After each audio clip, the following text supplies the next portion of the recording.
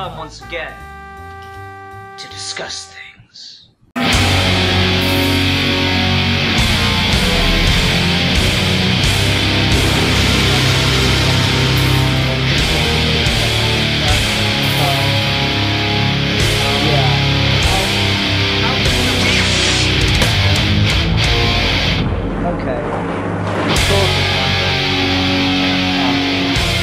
Historical perspective.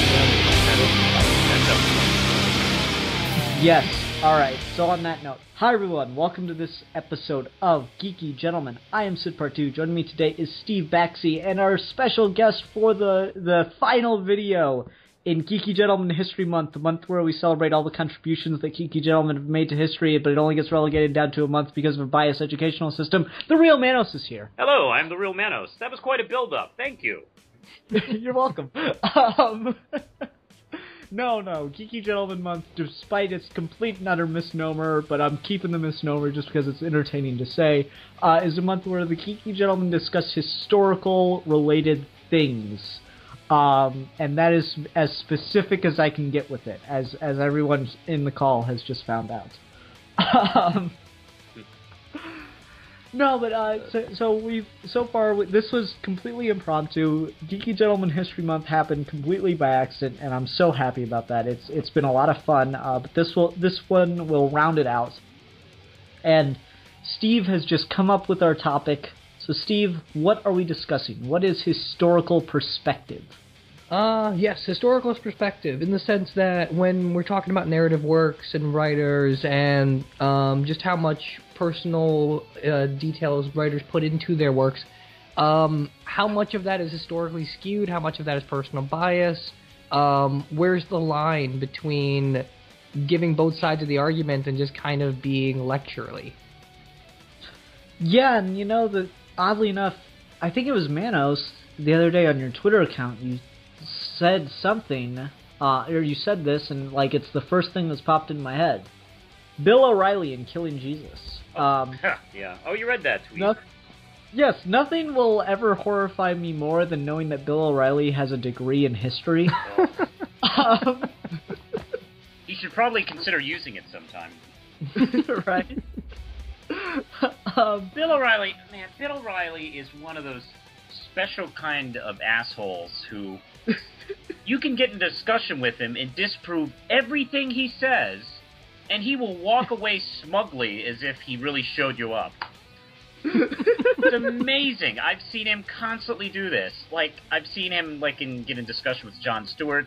Jon Stewart makes fun of him to his face, proves everything he says wrong, and he acts like, show that stupid Jon Stewart. And he totally believes it. We've been talking a lot about, particularly Reagan, but we've been talking a lot this month about people who believe their own bullshit, and I think Bill O'Reilly would be one of those guys. But to the actual topic at hand, though, Bill O'Reilly writes these books: Killing Kennedy, Killing Lincoln, Killing Jesus. To explain to our listeners, I was walking around in a Barnes & Noble just a couple days ago, and they have a whole bunch of holiday end caps, displays, books, for the holidays and stuff like that. And they have one end cap that says gifts for the holidays, and it's his killing books, including Killing Jesus. Which makes me laugh my ass off, because it's like, oh, hey, Lindsay, here's Merry Christmas. Here's Killing Jesus. Well, who doesn't want that for Christmas? It's so stupid, obviously, because that's an Easter present.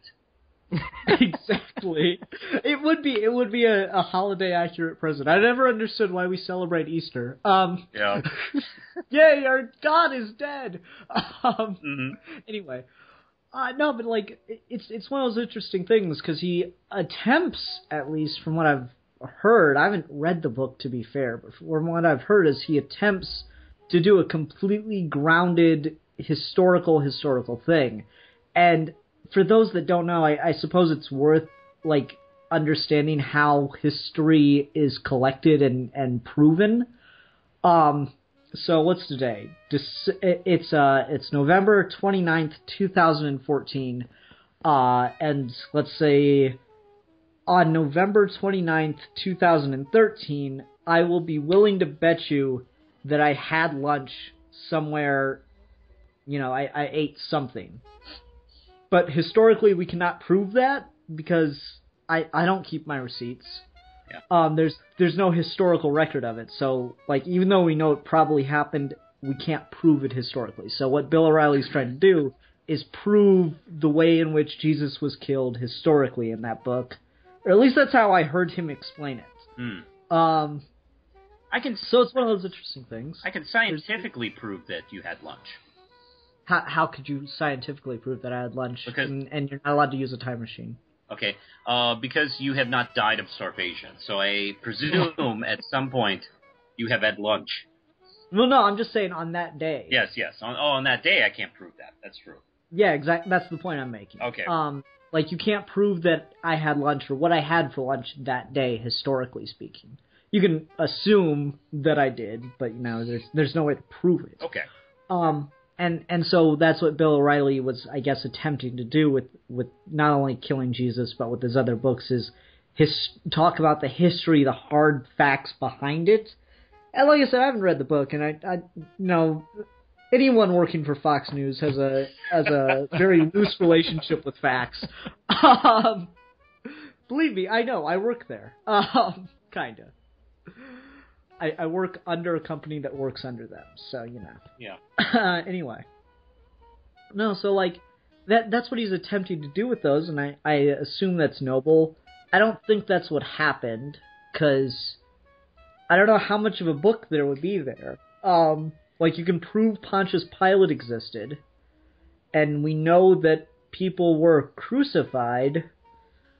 There's not much other, hard historical evidence, though. So that's one of the interesting things there. Well, yeah, I'm sure you probably know, I'm agnostic myself, and therefore I'm not a religious person.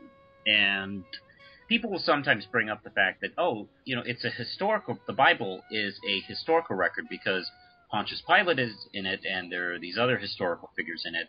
And that really, to be honest, that's a flat argument because we have recorded Spider-Man meeting President Obama. Yes. President Obama is a real person. Therefore, Spider-Man must be a real person. And yeah, I mean, that's how else will the future know about Stephen Colbert almost winning the 2012 or the 2008 presidential election? Exactly. This is important stuff that gets left out of the history books. No, I see what you're saying, and that is kind of the point to it. Is it's really hard to argue that something happened based on a perspective of, well, I want to think that it happened. Yeah. And there's this great series called Assume the Position that came out on HBO a couple of years back. It was just it's basically like historical stand-up, but with PowerPoints. Okay. And you would tell these really funny historical anecdotes. And a point that he makes is he calls it the Liberty Valance effect. So has anyone here seen The Man Who Shot Liberty Valance? Yeah, I have seen that film. Yes. All right, so at the end, Jimmy Stewart reveals that he really wasn't the guy that shot Liberty Valance, and the reporter that's interviewing him tears up the whole thing, and he goes, "What are you tearing it up for?" That's my best Jimmy Stewart. And the guy goes, "This is the West. If the legend becomes fact, print the legend." And that's the guy's whole point in the Assume the Position series is the legend's always so much better than what's actually there. Trust me. So just know the stories because they're better anyway. I don't know where I was going with that, but now it's out there. So Steve, get us back on track. I think what you're saying there goes back to the art versus history thing that we were saying before. Of the art doesn't have to be necessarily the most accurate thing in the world. But if the story's there, if the legend, so to speak, is there, if the spirit of it's there, then it's just as important as any factual account. Gotcha. Now, that in no way defends Bill O'Reilly or the Bible or any of that kind of stuff, because I'm pretty much with Manos on most of that. But the point would still be that historical perspective is a weird thing because it depends on how you define truth. And if you think truth is in the spirit of things, then it's one thing, versus if you think truth is literally in the factual evidence, but even that can be a little bit skewed based on how you feel about it. I have read one of Bill O'Reilly's books, and he claims to be all about the facts, but he's really not, as we've kind of asserted before. His book on killing Jesus is really just a summary of the Bible with quotes, and he claims that a ghost told him to write it. So, oh my god. I mean, I don't know how factual any of that is. See, this is why I want Milan. This is why I wish Milan was here, because then he could be all like, "Well, shit, ghosts tell me to write stuff all the time, Steve. What are you trying to say?" I'm just saying that if a ghost tells me to write something, the last thing I'm going to do is write it. Mm. Well, you know, you're just not in touch with the spiritual world, Steve. I'm not Constantine, evidently. Yeah, you know, Bill O'Reilly. Yeah, I have this feeling ghosts visit him every Christmas Eve. That needs to be a special. You never listen to us! You're just a bunch of bleeding heart liberal pinheads. How many times do you have to see your gravestone? Show it to you every year. Guys, this is getting fucking old. Oh my god, that's like better than every SNL sketch ever in the last like 5 years. Right there. Any writers of SNL that are listening to this podcast, since we know they're out there, since they're desperate for material, just do that. No, don't. You got no, Christmas don't coming steal up. it. Hire me and I'll write that. No, Manos, I'm putting SNL's survival over your budding career. No, fuck that. Hire me. I'll just send me a check for $500. I'll write you a Bill O'Reilly Christmas Carol sketch. That'd be hilarious, though. Anyway, no, but yeah, see, this is really getting to the heart of the topic. Though. Oh yes, like, yes. Bill O'Reilly's colored by a Catholic background, if I remember correctly, and so he has this very particular view of history in that, you know, this is stuff that actually happened. Everything in the Bible is 100% accurate. And that's certainly, you know, an okay viewpoint for most people, but if you're claiming to write historically, you need to back it the fuck up. Yeah. So that's where it gets problematic, and so when you look at that particular view he has, and the fact that he thinks he's 100% right about it, it does certainly tell you a lot when he starts talking about other things, doesn't it? It is, and I've noticed this with filmmakers when they do biopics, where they will literally rewrite history to make a more entertaining story. Yeah, what's that one? Beautiful Mind. Beautiful Mind. Yeah. Forget that he's gay. Yeah, like Ed Wood, Malcolm X.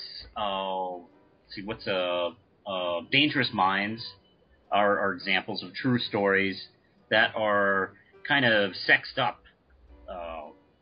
One of my favorite things about the Dangerous Minds movie is that's based on a true story about this teacher who goes into inner city school and teaches kids through rap music in real life and in the film Bob Dylan music.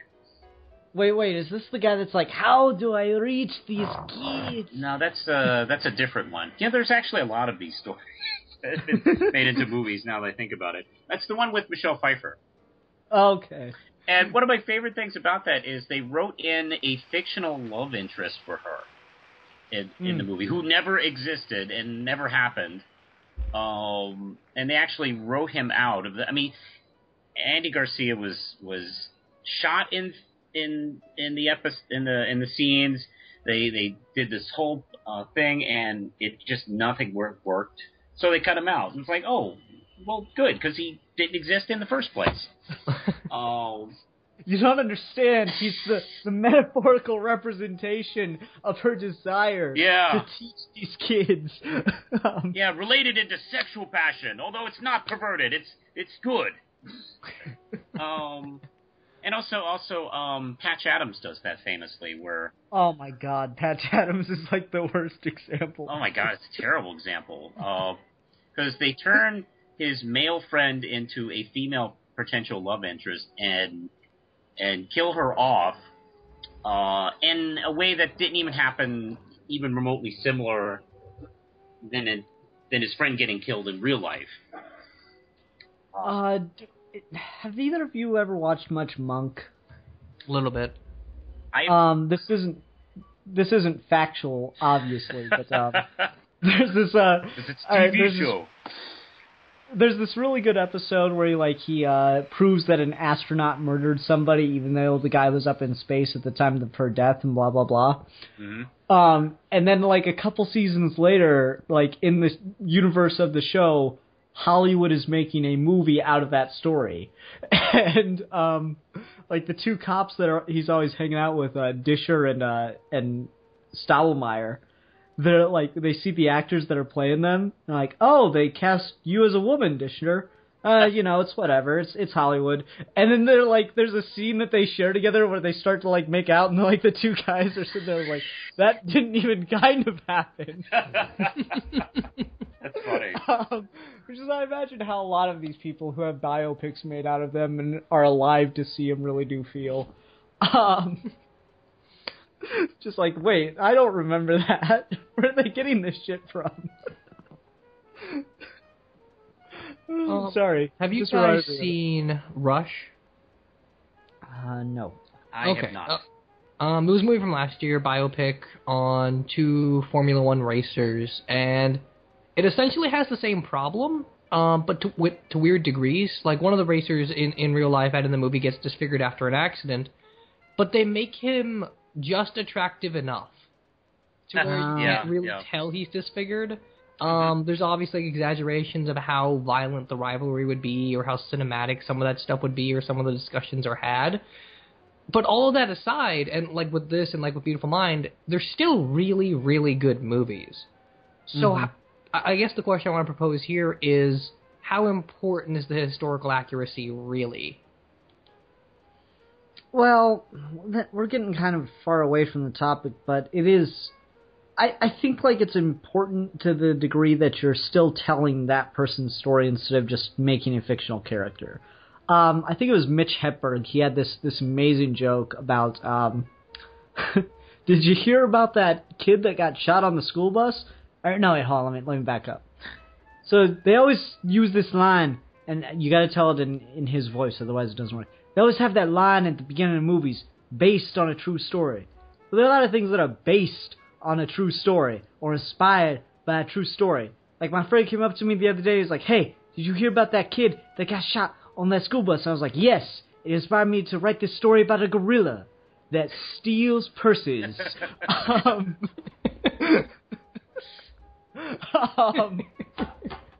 You gotta tell it in his voice, otherwise it doesn't work out. But yeah, that is really the thing, is you do have to stay accurate to the history to a degree so that it's still recognizable in some way, shape, or form as their story. Let's take Beautiful Mind for an example.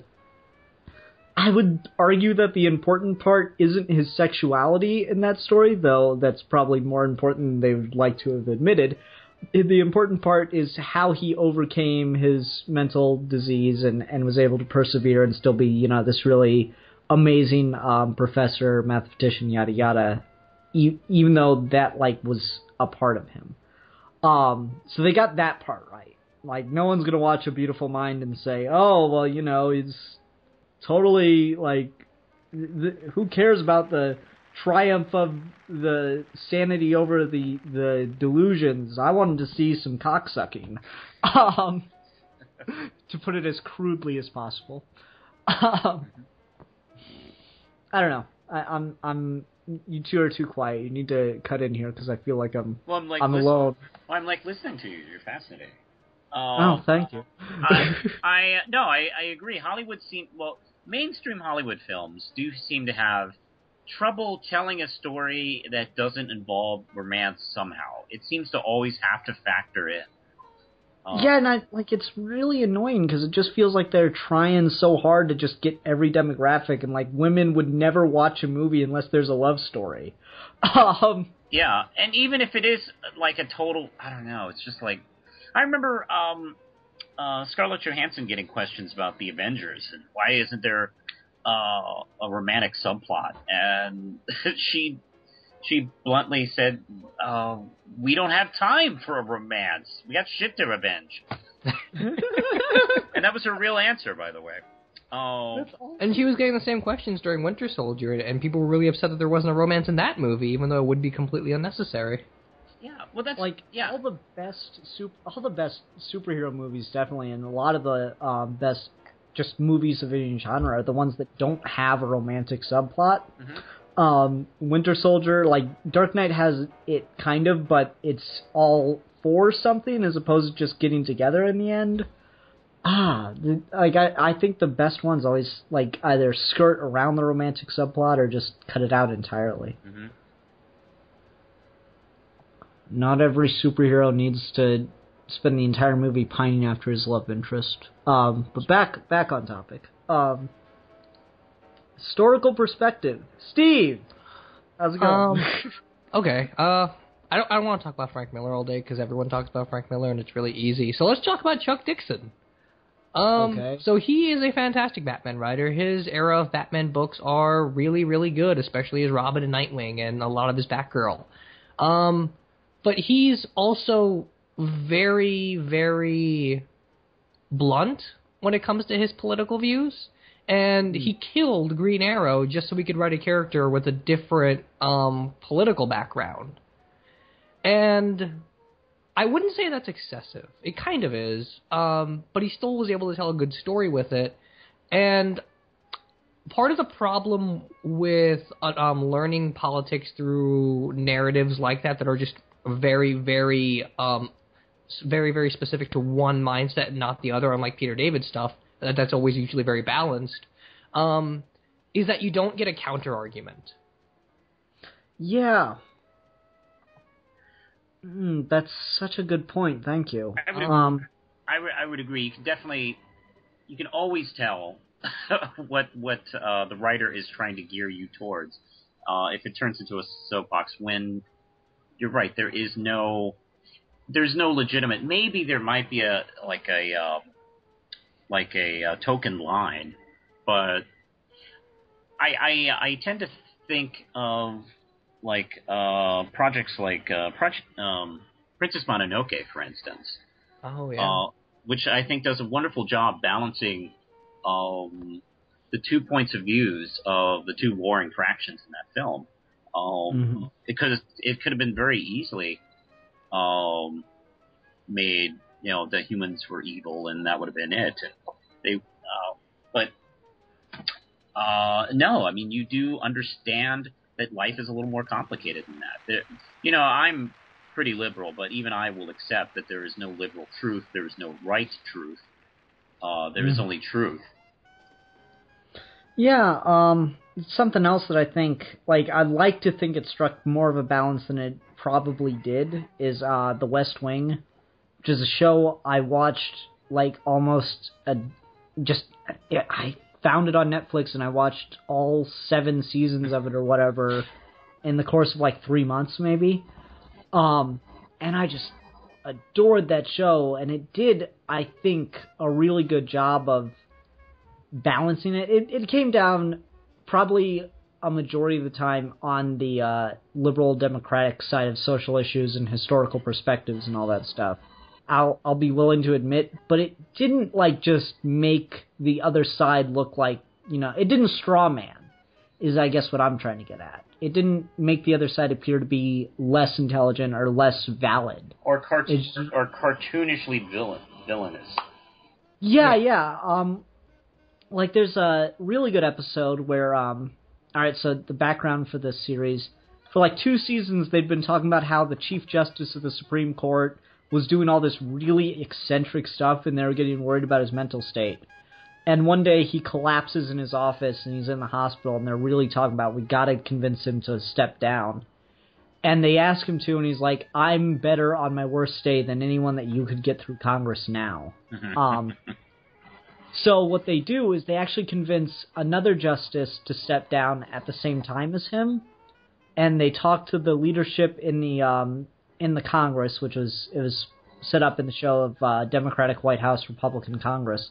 They talk to the leadership of the Congress and agree to a deal without any extreme vetting or anything. The president gets to pick one nominee and the Republicans get to pick the other. And that was really clever, and just how they all did it. And at first it's this really worrying issue, but then the two people that are going to get nominated are in a room and they have this really intellectual argument about, I think it was birth control, honestly. It was this really intellectual situation where they're arguing there, and it just was yes, that's perfect. That's what it's supposed to be. They weren't putting each other down or shouting or anything. They were just talking like civil people. And I think that's some of the stuff the show did really well of striking that balance, even though, like I said, the majority of the time, yeah, they kind of came down on the liberal side, but, your main characters are Democrats, so what are you going to do? Aaron Sorkin, good-ass writer, just throwing that one out there. But yeah, I think that show did a good job of handling both sides fairly well. I think House of Cards is probably another one that does that really well. House of Cards definitely probably borrows a lot from The West Wing. I've only seen 2 episodes of that show so far. I just started it the other night. Cool. But House of Cards is very careful of, your main characters are Democrats, but they aren't really aligned to any sort of specific political philosophy. It's more about the truth of what the political process is and less about the ideology. And so you always get a very fluid debate between both sides, and you see why one wants the other thing when the other wants the other. And it's never one over the other, or one's right and when the other's wrong. It's always about political maneuvering. And I think if you could make a story about something like that, about the plot, and then the thematics and the political debate just comes out of necessity, it probably is a little bit easier to be balanced. Yeah, just a side note real quick, tangent. So I started watching Boss, because it's on Netflix. It's only 2 seasons. And it's like Breaking Bad meets House of Cards. It's so good. Kelsey Grammer is the mayor of Chicago. And it's so good. Anyway. Yeah, I agree, Steve. I agree with what you just said. I just wanted to let everyone in the world know about Boss, because it's amazing. And there are racist Mexican people, which makes me feel good. They the line from the first episode that I just fell in love with was, blacks are like figure skating. I was like, yes, of course.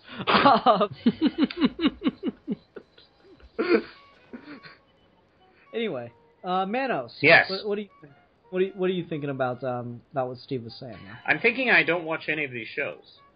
Really, Wes? You not a big politics show kind of guy? Probably because I get my fill of it. Fair enough. Yeah. Because I don't know. To be honest, shows like The West Wing do kind of depress me because these shows are idealistic about people who get things done, and I mean, this might as well be like fucking Star Wars compared to real life. Yeah, that's fair. Which I don't know. Maybe that's a little unfair because I don't know. I'm a big political watcher, and so I don't know. I guess watching a show about that just I don't know. You would think that would appeal to me, but it doesn't. Well, I think it's understandable. I just had my comparative politics course, and one of the final projects was everyone gets assigned a specific faction in a political party, and we have to come together and make a constitution.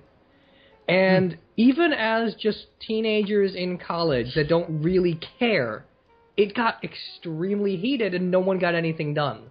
Yeah, so it's amazing. I think it's understandable that you would compare to House of Cards or West Wing to Star Wars, because really it might as well be. It's nowhere near as easy as to hammer down someone like that. It is amazing anything gets done. I mean, we always bitch about nothing gets done. It's amazing anything gets done. Because, I mean, geez, make one political comment on your Facebook page and see how many people have completely, remarkably different viewpoints. And imagine if you and your friends had to decide on these topics instead of Congress or something like that. This is how far would you get? In light of the Holiday of Lies, which has just recently passed, Thanksgiving, as it's more widely known, where we give thanks there. Yeah, where we give thanks to all the Indians for letting us commit all the genocides.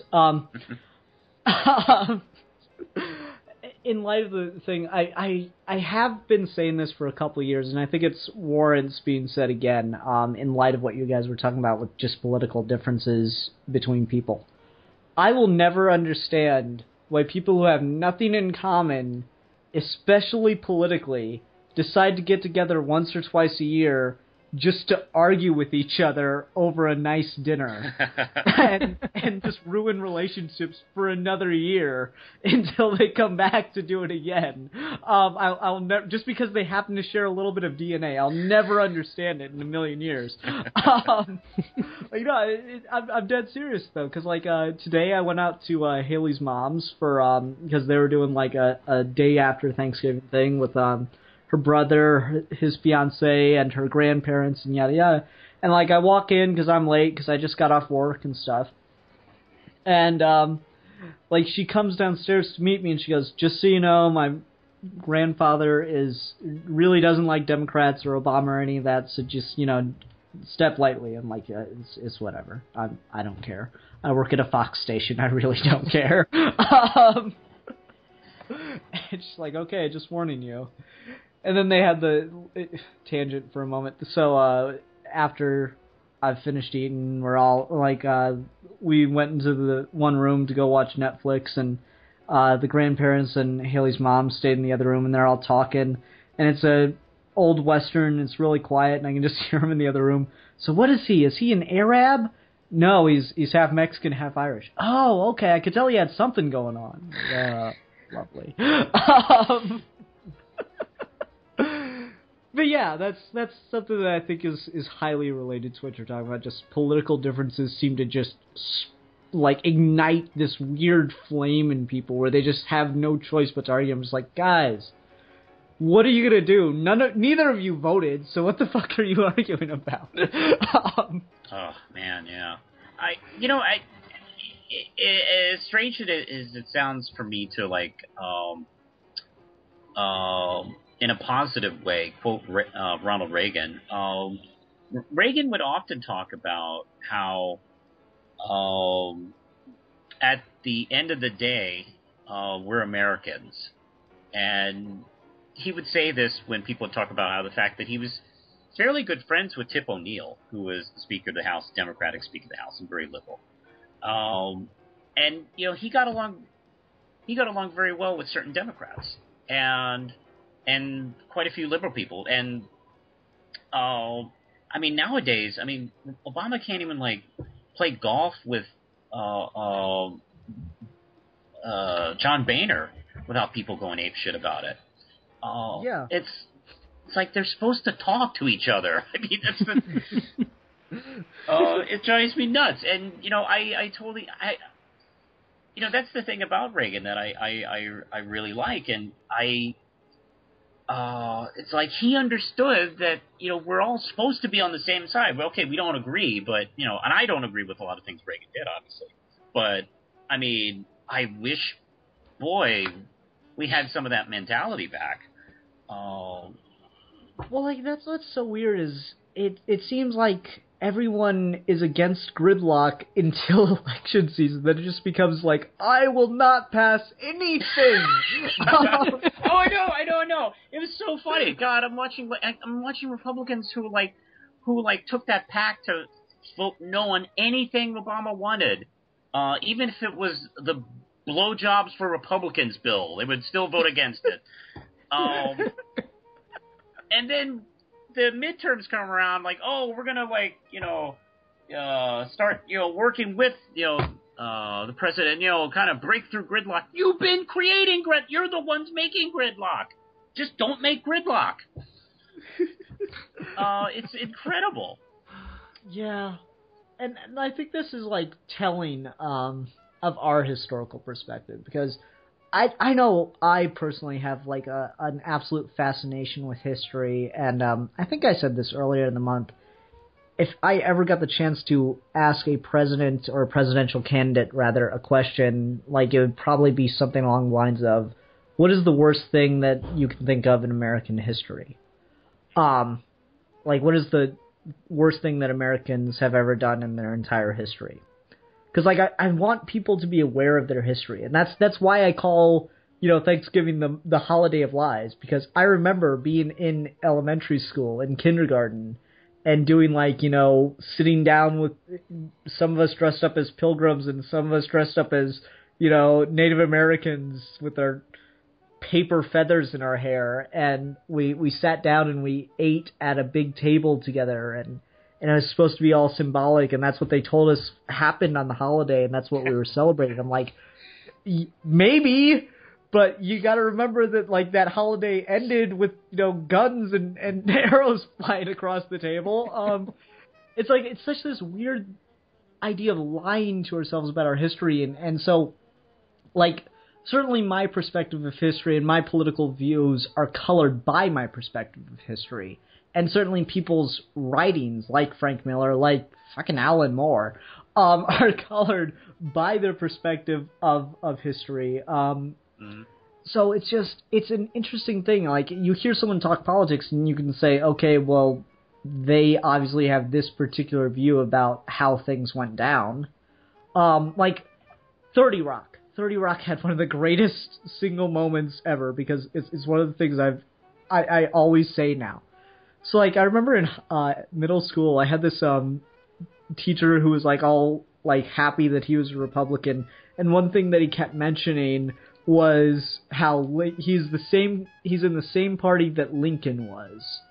And I'm just like, yeah, but Lincoln wouldn't... And so Jack Donaghy on 30 Rock mentions this one time, and one of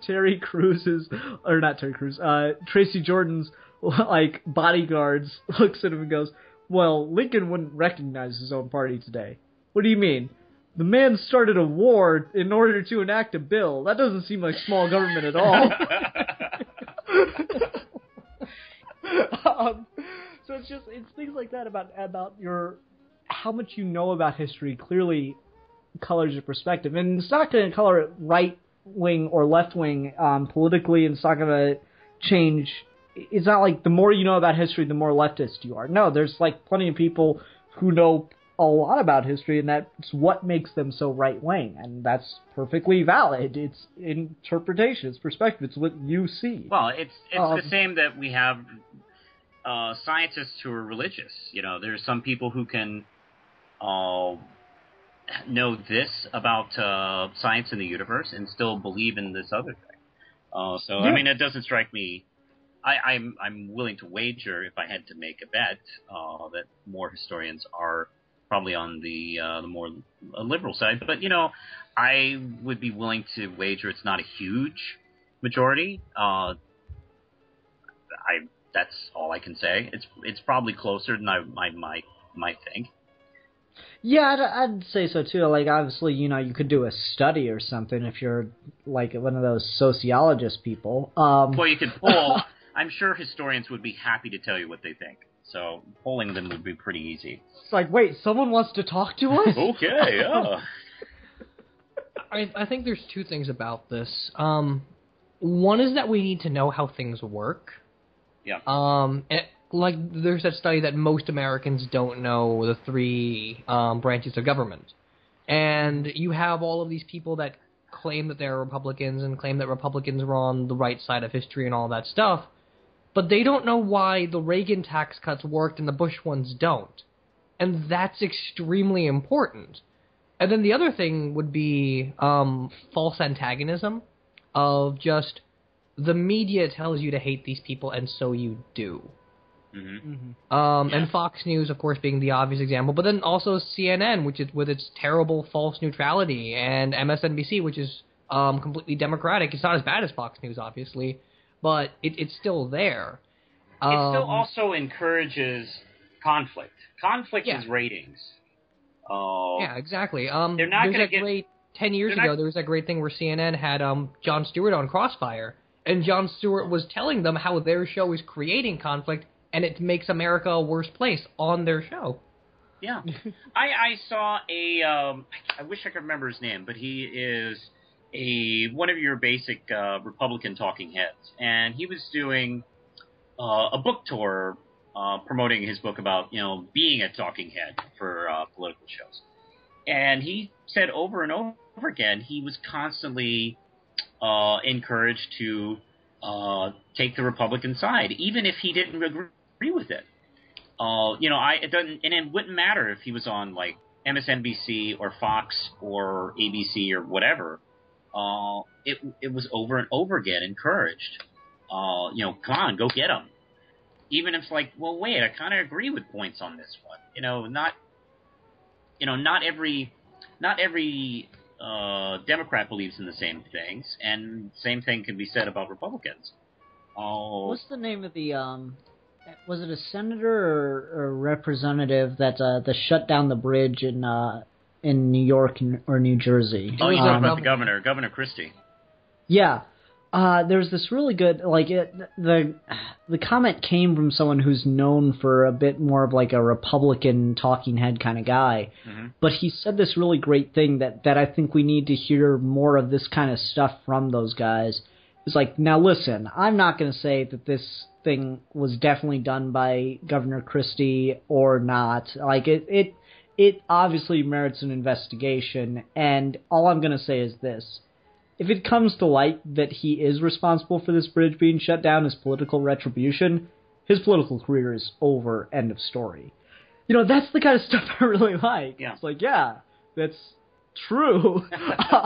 It's like, yeah, you can't say one way or the other that he did it or definitely didn't do it, but, if he did, his ass is grass. That's all you need to say about this situation. And that's all people need to know about this situation. That they need to be encouraged to let an investigation happen because, these people are fucking leading our country. We can't have them acting like goddamn children.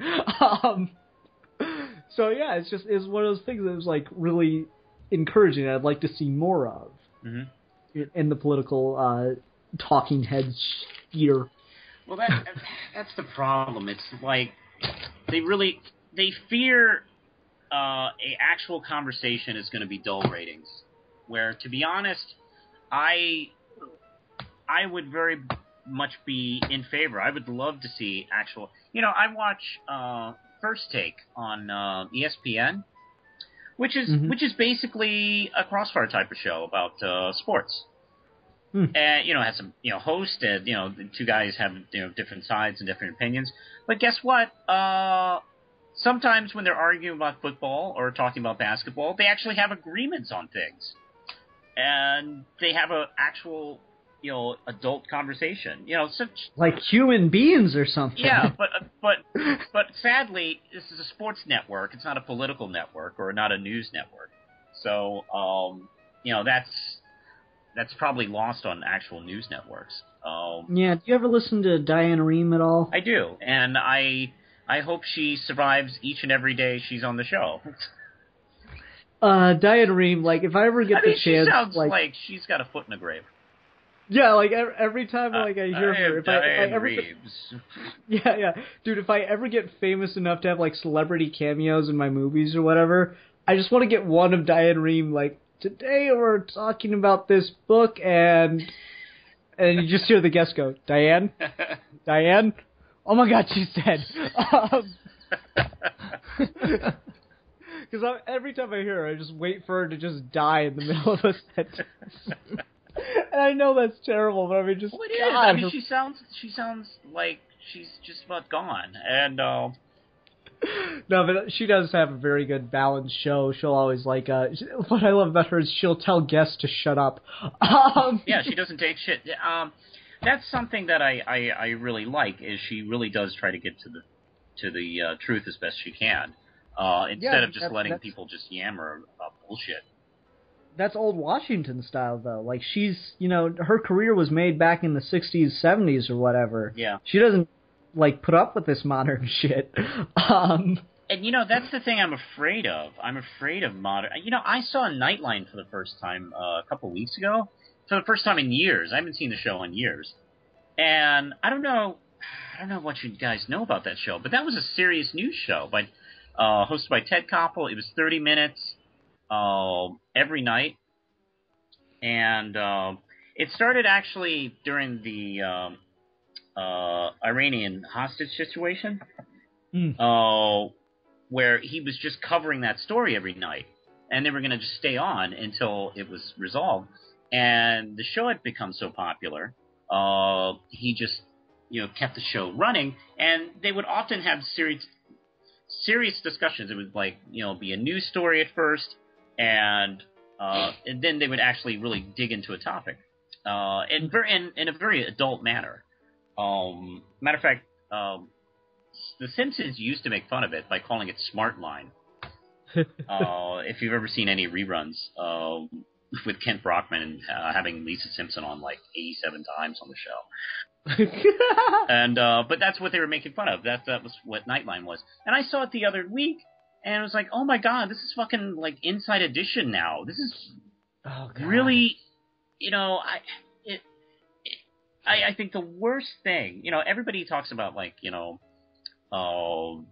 the news media has a liberal agenda. Oh, it has a conservative agenda. No, the worst thing about news media right now is it has an entertainment agenda.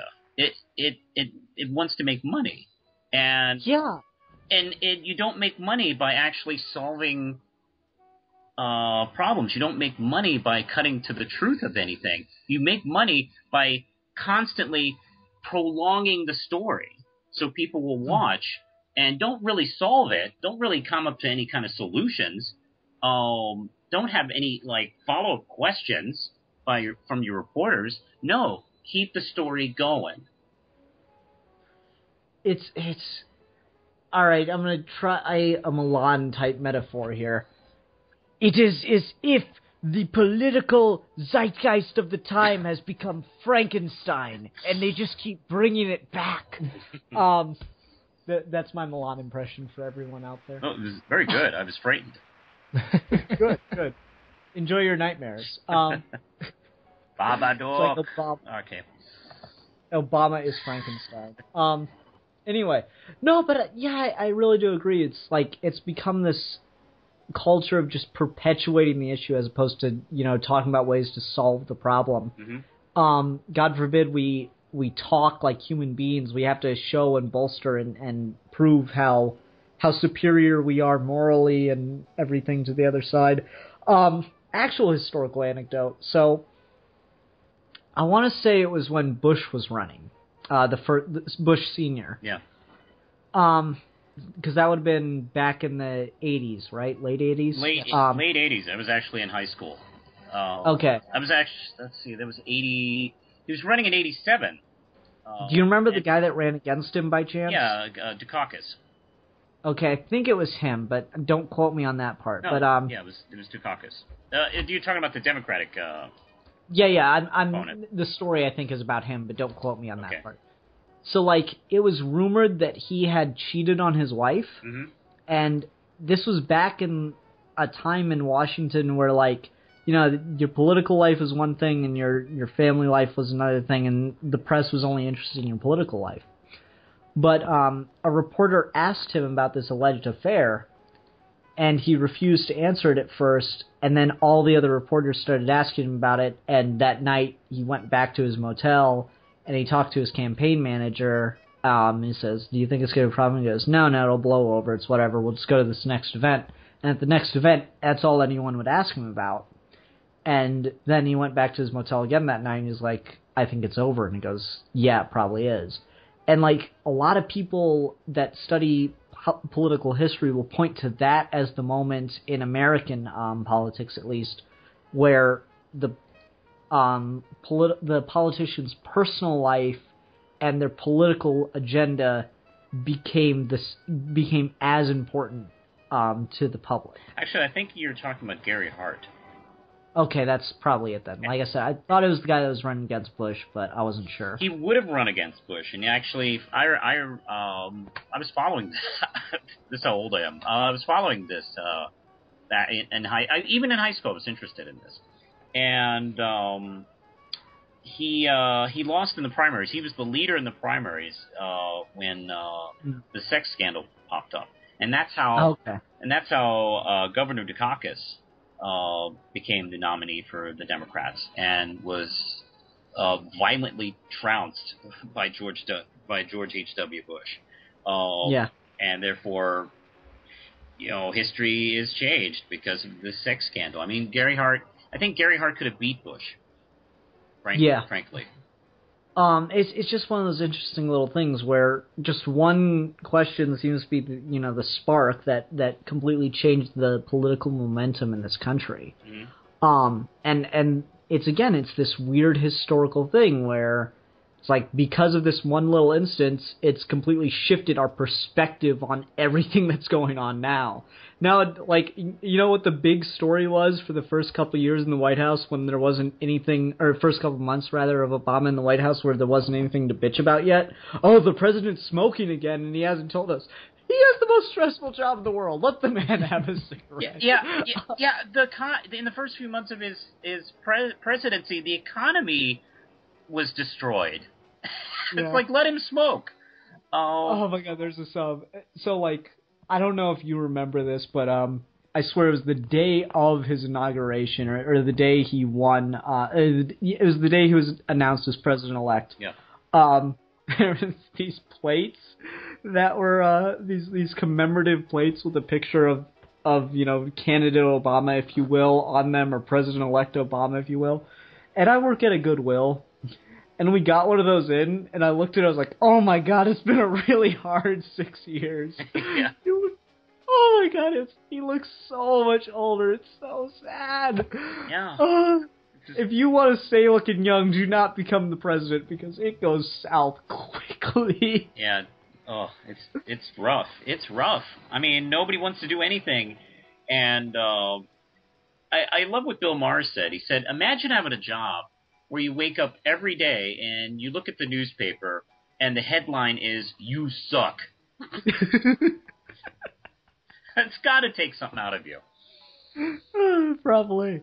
It seems, ladies and gentlemen, I'm sorry, but it seems we keep losing Steve, and then he comes back, and then we lose him again. Hi, Steve. But don't worry, we're going to keep Steve, because we all like Steve here.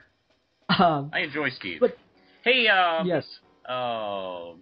I was wondering, Steve, should I start reading this Batman Eternal story that all the kids are talking about?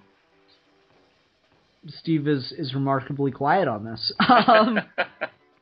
Oh, is he here? Did we lost? No, he's not here for the moment. Oh, okay. Which is why I felt the need to announce he keeps dropping out. Steve is back. Okay. Hey, Steve. Hey, sorry, I am having internet connectivity issues tonight. That sucks. It's all. Manos wanted to know if you should read the Batman Eternal story all the kids are talking about on the street. Yeah, would you recommend just that watch to the me? review of issue 30. Watch that review. Actually, I did watch that episode. That was fantastic work. Oh, okay. Thank you. Yeah. That was the straw that broke the camel's back. Yes. Awesome. I've just been meaning to tell you in live person voices instead of internet text. I really did enjoy your series with Superhero Enthusiast on that, and I love the fact that you actually decided not to finish it. I thought that was just fantastic. Awesome. Oh, well, thanks. I have also been meaning to tell you S.H.I.E.L.D. Discussions is awesome, but again, we don't get a chance to do that very often. That's true. Oh, thank you. I work not hard at all to put the show together. You paid less for that than I did for Batman Eternal, so it's fair enough. I can't believe you spent money on that. I know. Like, you should feel bad. Like, you should take all the issues. You should get in a car with all your Batman Eternal issues and drive to wherever DC's headquarters are and demand your money back. I mean, I've been thinking about it. I've been thinking about it. Hey, you know what? You could probably do... did you get them from a comic store? No, you got them digitally. Okay. Oh, they're all digital? You should bring your iPad to DC Studios. Okay, because I was going to say if you bought them in print, you could, like, see if you could trade them for store credit at a comic store. That would have been a really good idea. Because that's what I actually did with all my new 52 issues. Yeah. Good plan. Good plan. Let's see, what was it? It was $30. That's not bad. That's not bad. A year's worth of new 52 for $30. I mean, the stories are so bad, I'm surprised you got that much. Yeah, I know. I was very happy. It's like, oh, man, I'll take that. Not all of it was bad. Most of it was really bad. But anyway, this Bill O'Reilly. Yeah, Bill O'Reilly's kind of he's crazy. Like, I feel bad for starting on that example because it's kind of taken over the review. And Steve tried to get us off of it with Ditko. All right, so like I feel we've been really hard on the right, and to be fair, I mean this should come as no surprise. We're all fairly left-leaning here. Definitely. Yes. So I think that's safe to say. So you can make a case that does influence our perspective. Oh, definitely. Not going to deny that at all. But I'm wondering, can we think of like an example that favors the right to a certain degree? Yes. Where someone's like clearly like their leftist tendencies have colored their work, and it's just kind of made it very noticeable and kind of bad. In fiction or in real life? Either one. I mean, I've got a couple real-life examples, not so much in fiction. I can think of Jane Fonda during the 60s. Yeah. My dad, who is not with us, obviously, but anytime I told him I'm watching a horror movie, HORROR, his first question to me would be, does it star Jane Fonda? Because he was a Vietnam veteran. Yeah. And she infamously went over and did all the pictures and stuff with the Vietnamese and stuff like that. And so he always, being from Minnesota, pronounced horror as horror. I'm not sure if the subtlety of the phonetics is coming through there, but I'm sure everyone's caught on by now. So yeah, Jane Fonda, not a fan of her, possibly colored by my father's view of her, I don't know. You decide. And that is definitely that's always a good example of just someone having their perspective so colored by their own perception. Yeah, because I mean, I get the idea of like we shouldn't be over there and all that stuff, and I agree with that sentiment. But to go pose with the people who are killing guys who don't want to be there, is wrong. I'm not sure if there's another way to put it. See, the problem is, like, I get the sense of trying to make peace, but the problem is when we're already at war, that's a different thing. Like, if we weren't at war and we're maybe going to go into war, I don't have a problem with doing something like that, because that can be construed as, attempted at, a goodwill mission. But when you're already in the midst of it, then all bets are off. You're with this country and they're with that country, and that's not what you should be doing. Someone who's come under similar fire for a shockingly, weirdly similar circumstances, Dennis Rodman.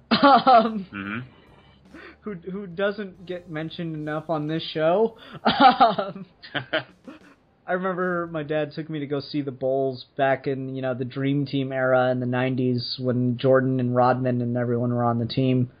And, I was so excited to see the guy with the rainbow hair. Because that's my only way of knowing him. So he had rainbow hair. But no, Dennis Rodman's come under a lot of fire recently, deservedly so, because he's been going over to North Korea to play basketball, which is, I get it, you're a weird guy, you like to do the whole popularity, everyone loves to hate me kind of thing, but at the same time, it's like, dude, people are being held over there as, work slaves. And I have this feeling. The thing is with North Korea is I always have this feeling it's much worse than I think it is. Right. Like if I knew the truth, it's like it would be even worse than what I imagine that they're doing. Oh. Well, there's a book from a kid that escaped over the border to China, smuggled himself out into India, I think. And he wrote a book after living in not North Korea for a couple of years after he realized, what humans are supposed to act like. He was born in one of the work camps, and the way they raised him is he was taught that it was good to rat on people. Yeah. For doing this. Which is, when you think about it, like he sold out his own parents for, sneaking more food away from the food line than they were supposed to. And they were, I believe, if I remember correctly, executed for that. And that's just what he was told was the right thing to do. So it's just, it's North Korea, man. North Korea. There's, you want to talk about historical perspective.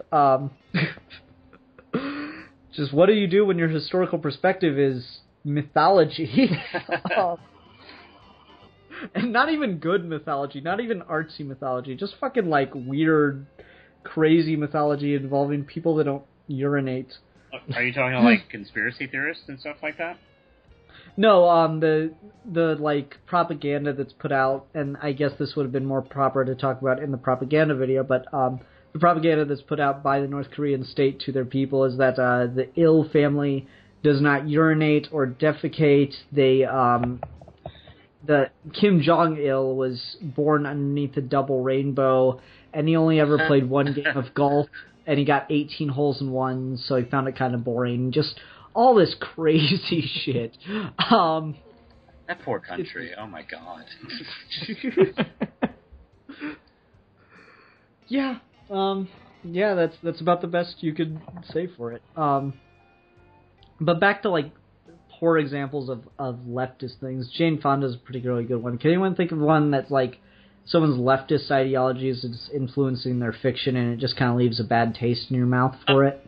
I guess, I wish, yeah, actually, yeah, man, jeez, I guess James Cameron sometimes bugs me.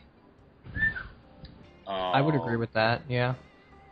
Because there are times where he is, like, hilariously, cartoonishly anti-military. Like in his little, Avatar movie, and what was that movie in the ocean before Titanic? What was that called?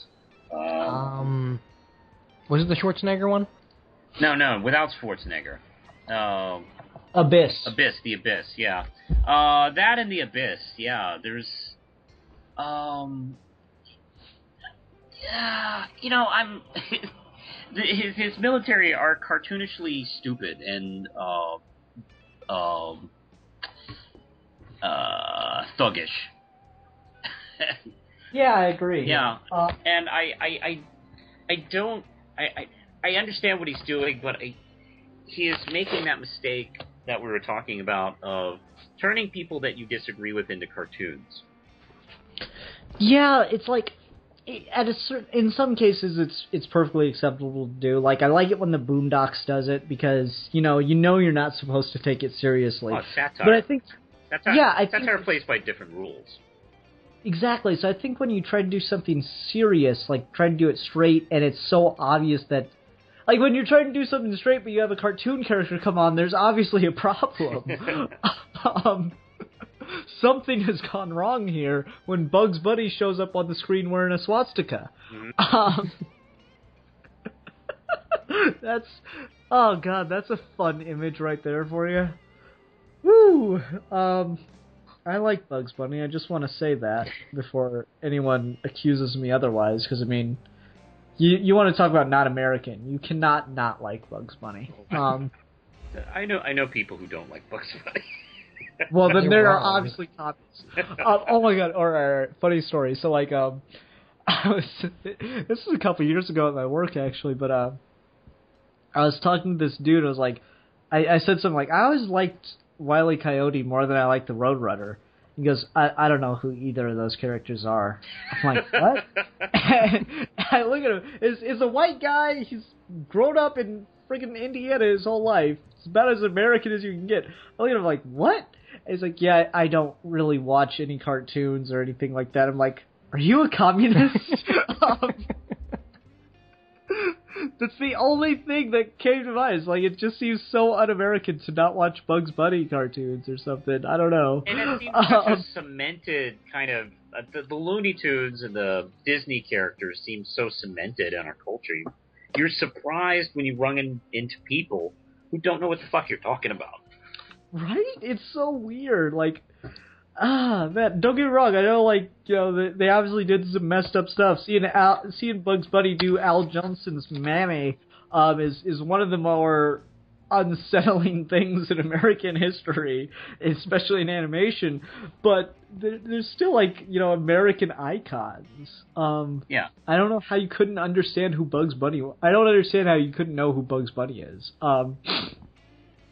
And that's truly historical perspective. Knowing who Bugs Bunny is. The answer is Mel Blanc, for anyone out there. Yes. Anyway, I think we are wrapping up. I just wanted to kind of get, like, a couple examples to be fair. Like, it's clearly not a rightist issue. We're just more leftist people, so we notice it more from people on the right. And I'm sure people on the right would point to shows like this one, where all we do is talk about right-wing problems. Well, Ian, you write like I do, and that's something I try to be fairly challenged with, because you know, I'm doing Red Knight right now, and I don't want to be. I don't want to make that mistake and having, like, all my liberal philosophies and approaches proven right by me, who writes this, who creates all the storylines and characters and have everything said. I want the characters to actually be a living place. Yeah. So, I mean, there are conservative characters, and there are middle-of-the-road characters, and, of course, there are liberal characters. And I can't see myself... It's not fair to the work to completely be on one side and be writing like a soapbox, because you're not writing a true... Yeah, you're not writing a manifesto. You're trying to write an entertaining piece of work. Yeah. And I think the best way you can do that, and I think when you're doing something with political... intrigue or something like that, is to not do the Frank Miller thing, even though Dark Knight Returns is great, is to not do the Frank Miller thing of just having one perspective clearly be right and satirizing the other perspective entirely.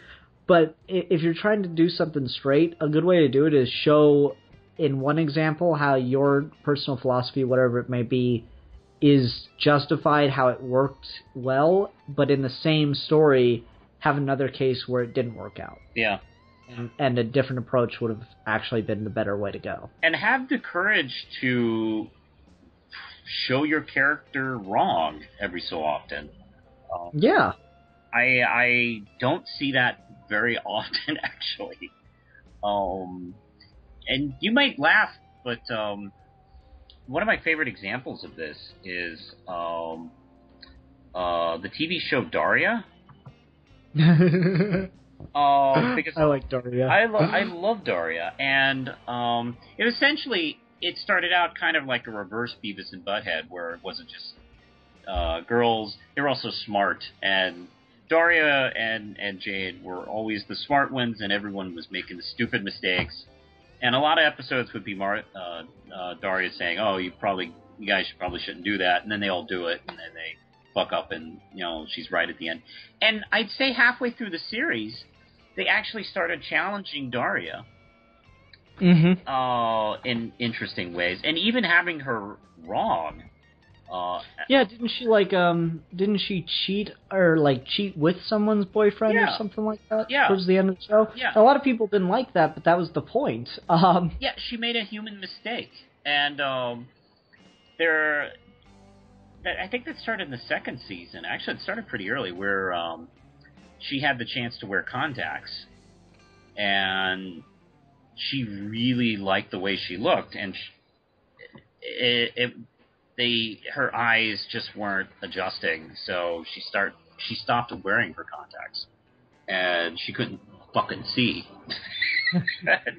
and it was actually a stupid.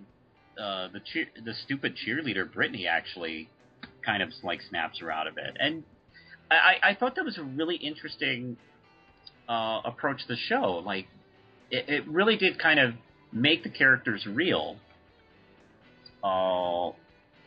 Instead of just soapboxes. Mm-hmm. Let's see.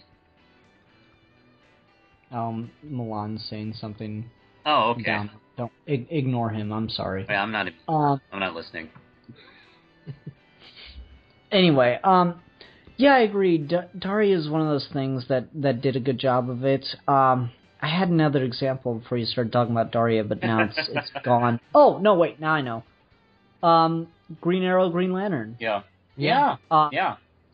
Fantastic book series which presented both sides really well. Sometimes Green Arrow was like way too nice, and it ended up backfiring on him, like with the infamous or famous, depending on your perspective, cover of Roy Harper injecting himself with fucking what was it, heroin or heroin.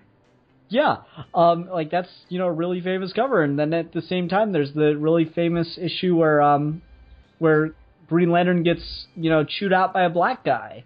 They were both wrong sometimes, and sometimes they were both right, and other times there's a really cool cover where Hal Jordan's like ring is attacking him and making him like tie a noose around his neck, and that's fucking awesome. I just really like that cover. I don't know why. It's just one of the most fascinating covers I've ever seen, and it's so cool. Denny O'Neil was... I don't know if he gets as much respect as he should. No respect. No respect. But maybe Denny O'Neil is truly the Rodney Dangerfield of the comic book world. I don't know. Before Frank Miller and a bunch of the famous writers from the 80s, like Grant Morrison and Alan Moore and stuff like that, he was one of the big deals actually in writing. And you can, a lot of his stuff, a lot of his 60s, 70s stuff still holds up in what he was doing, and was pretty important, and still managing to be entertaining. He wasn't like Frank Miller Holy Terror, where that keeps coming up on this month. It's so weird. Yeah. Well, yeah, to your point, everyone calls Frank Miller the guy that made Batman dark again, and that's not true at all. It was Dennis O'Neil, and it happened back in the 70s, way before Frank Miller. And Frank Miller actually got inspired by Dennis O'Neil in the first place. Yes. Mm-hmm. Well, Denny O'Neil also, don't forget, was a big editor with Batman at the time. He was bringing him in. So, he was still part of that. And it's funny how overlooked he is by younger audiences right now. Maybe because he hasn't done too many noticeable books lately in the last, I don't know, like 20 years. I can't remember the last thing he's written. Yeah, neither can I. And Steve is looking it up for us. I am, actually. I think the last thing he wrote was a Nightwing story that I've read.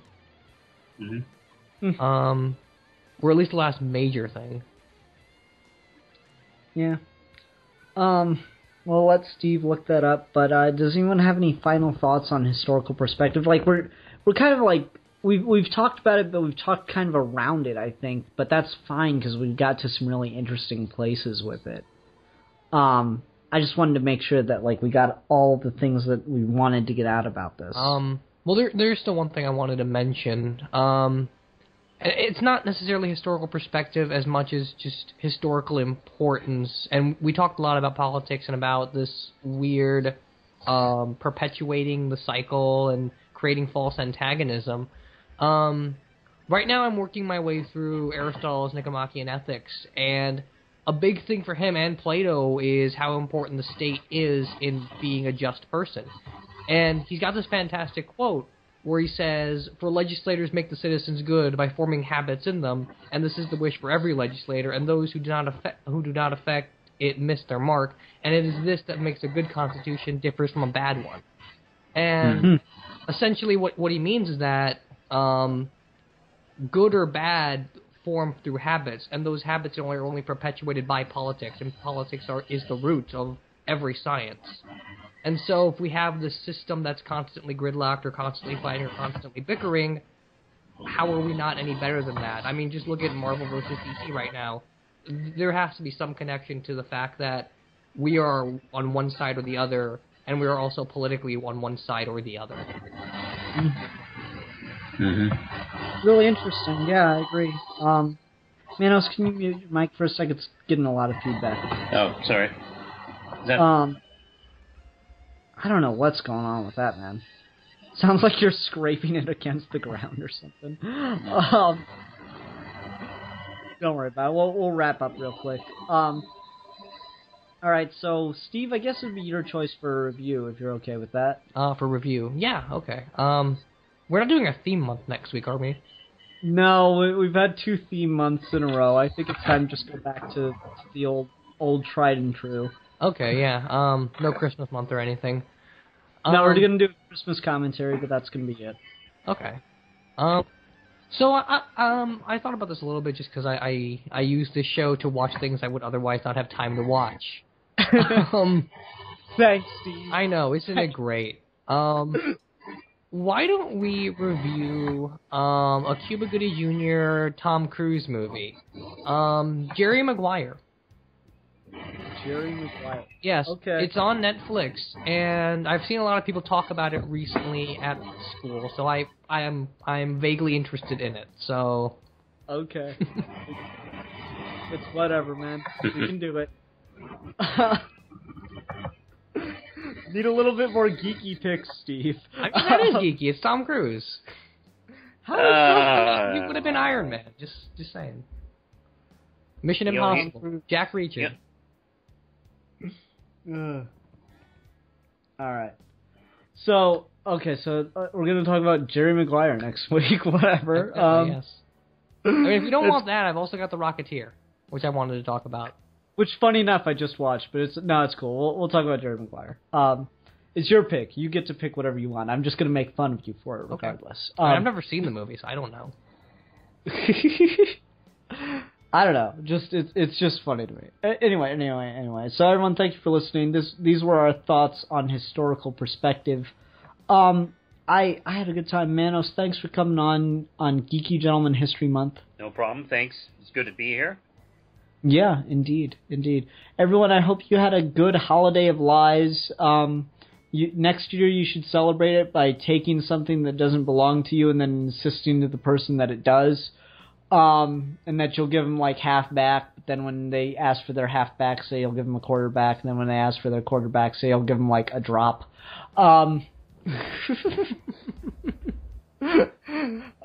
Subtlety in my metaphors and feelings. Anyway, everyone, thank you so much for listening. Until next time, I'm the philosopher. I'm the politician. And I'm the Manos. The real Manos. That's right. Yeah, we don't have none of that fake Manos up in here. And we are your geeky gentlemen, and we will be discussing things.